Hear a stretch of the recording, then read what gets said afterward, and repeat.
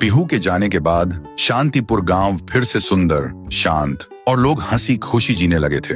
एक रात गांव में एक शादी हो रही थी। पूरा गांव शामिल था। सब धूमधाम से शादी मना रहे थे और तभी गुड़िया जमीन में लेटे हुए आती है और अचानक उठकर सीधा दुल्हन को खा जाती है। ये देखते ही लोगों के बीच में अफरा तफरी मच जाती है। कोई भागता है, कोई चिल्लाता है और वो गुड़िया खड़े होकर एक बच्चों जैसा गाना गाती है और फिर एक के बाद एक सबको मौत के घाट उतार देती है और फिर वो गायब हो जाती है।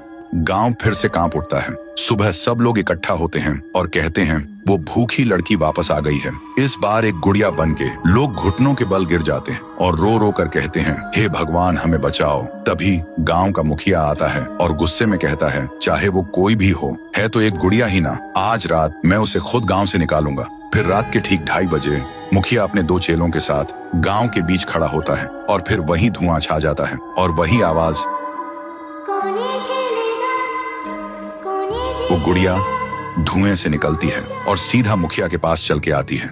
मुखिया कहता है, निकल जा मेरे गांव से, नहीं तो तुझे यहीं बिखरा दूंगा। गुड़िया हंसती है और कहती है, तेरे से पहले भी किसी ने ये सोचा था। और उसी पल वो गुड़िया बड़ी होने लगती है और अपनी पैर से तीनों को कुचल के मार डालती है।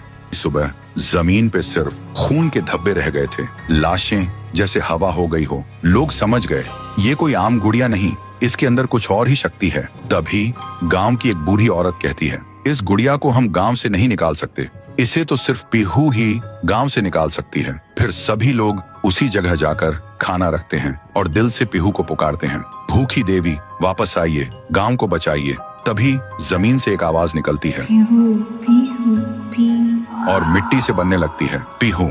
लोग चिल्लाकर कहते हैं, देवी हमें बचा लो।